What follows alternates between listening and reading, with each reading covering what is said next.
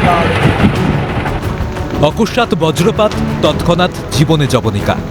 গত কয়েকদিনে মৃত্যুর সংখ্যা বেড়ে দাঁড়িয়েছে 25-এর কাছাকাছি। এই মৃত্যু মিছিল নিয়ে চিন্তিত বিশেষজ্ঞরাও। কিন্তু কেন বজ্রপাতের পরিমাণ এত বাড়ছে? আবহাওয়ার কোনো বদল, নাকি তার সঙ্গে জুড়ে রয়েছে পরিবেশের কোনো বদলও? কি বলছেন বিশেষজ্ঞরা?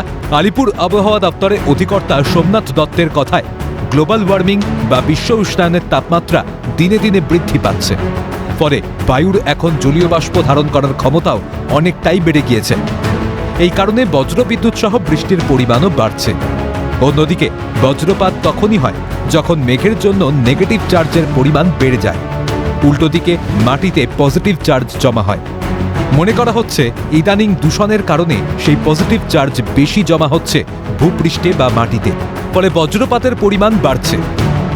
গ্লোবাল ওয়ার্মিং অলরেডি হয়ে গেছে। গ্লোবাল ওয়ার্মিং হওয়ার জন্য ওভারঅলই আমাদের অ্যাটমসফিয়ারের ময়েশ্চার হোল্ডিং ক্যাপাসিটিটা বেড়ে গেছে।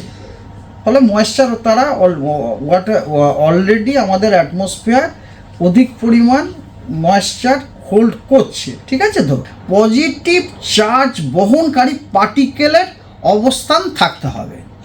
এবারে আপনার প্রশ্ন হচ্ছে এখন বেড়ে গেছে, এখন বেড়ে গেছে, তার মানে এখন বেড়ে যাওয়ার অর্থ হচ্ছে মানে কি সারফেসে এখন ওই পজিটিভ চার্জ বহনকারী পার্টিকেল বেড়ে গেছে। এবারে এই সারফেসে এই আপনার পজিটিভ চার্জ বহনকারী পার্টিকেল বাড়ার অনেক রকম কারণ হতে পারে ভাই। তার একটা কারণ অবশ্যই পলিউশন হতে পারে। বায়ুমণ্ডলে গিয়ে তারা ঘনীভূত হয়ে যখন নিচের দিকে নামার চেষ্টা করে, সেই সময় সেখানে সেই জলের তড়িৎ বিশ্লেষণ ঘটে এবং সেই তড়িৎ বিশ্লেষণ ঘটার ফলে বারংবার তড়িৎ বিশ্লেষণের প্রভাবে এই ধরনের বজ্রবিদ্যুৎ সহ বৃষ্টিপাতের সৃষ্টি হয়। স্বাভাবিকভাবে হয় কি, আমাদের যে ভূপৃষ্ঠ সেই দিকে ধনাত্মক আধানগুলো অত্যন্ত দ্রুত গতিতে নেমে আসার চেষ্টা করে, তখন ওপরের থেকে ঋণাত্মক আধানগুলো এসে তাদেরকে আটকানোর চেষ্টা করে, কিন্তু একাধিক ধনাত্মক আধানের মধ্যে সংঘাতেই আলটিমেটলি বজ্রপাত।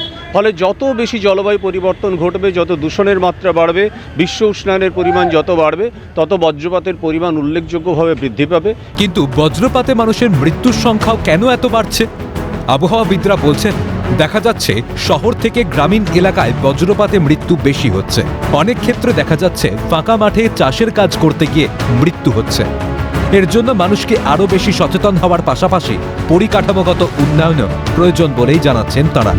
আমাদের আবহাওয়ার যে সমস্ত অ্যাপগুলো যেগুলো আছে সেগুলো সম্বন্ধে মানুষকে কিন্তু সচেতন করা, মানে রুট লেভেলে যারা কাজ করছে তাদের কাছে পৌঁছনোটা ভীষণভাবে দরকার। তাদেরকে সচেতন করা যে একটা বাজ পড়লে পরে কি কি অবস্থা, মানে কি কি ধরনের সতর্কতা নেবে বা কি কি ধরনের মানে ব্যবস্থা নেবে, সেটা ভীষণভাবে দরকার।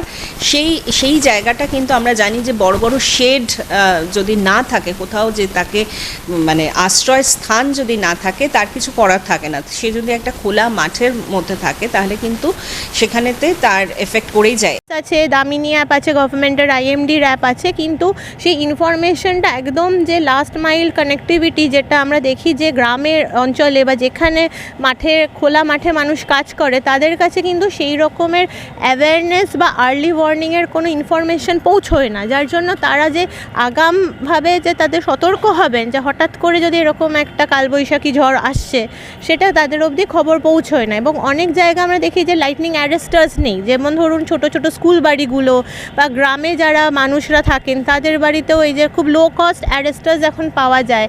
তো এইগুলো কিন্তু এখন সেইভাবে আমাদের যে ইনফ্রাস্ট্রাকচার ততটা প্রিপেয়ার্ড নয়, তো যার জন্য অনেক বেশি মানুষের মৃত্যু কিন্তু আমরা দেখছি। যে বজ্রাঘাতে যাদের মৃত্যু হচ্ছে তাদের পরিবারের জন্য কি সরকারি অনুদানের ব্যবস্থা করা উচিত? এই নিয়ে বিশেষজ্ঞদের কি মত? তো এখানেতে সব থেকে বড় কথা এবং মানুষকে সচেতন করাটা। এবার যদি কাউকে সচেতন করা সত্ত্বেও সে যদি বাইরে থেকে যায়, তাহলে তো বিপদ তো নিশ্চয়ই ডেকে সে আনছে। কিন্তু সেখানে সরকারি অনুদান হবে কি হবে না, এটা পলিসি মেকার্সরা ডিসিশনস নেওয়াটাই ঠিক। কারণ এর মধ্যে মানুষের কিছু মানে যেটা থাকবেই, যে জীবিকার ক্ষেত্রে তাকে থাকতেই হচ্ছে, সেই জন্য প্রফেশনস অনুযায়ী যদি সেটাকে কোনো রিএম্বার্সমেন্টের কথা ভাবা যায়, সেদিকটায় চিন্তা করা যেতেই পারে।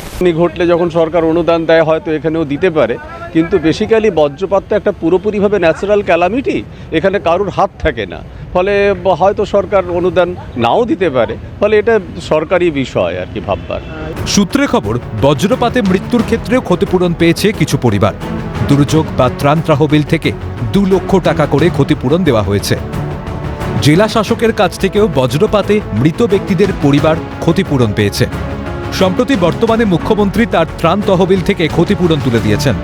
অন্যদিকে চলতি বর্ষার মরশুমে নিম্নচাপের জেরে টানা বৃষ্টি হচ্ছে রাজ্যের একাধিক জেলায়। মাঝে মধ্যেই বজ্রগর্ভ মেঘের কারণে মুহুর্মুহু বজ্রপাতের ঘটনাও ঘটেছে। এর আগে 24শে জুলাই বজ্রপাতে মৃত্যু হয় একদিনে রাজ্যের বিভিন্ন জেলায় 18 জনের।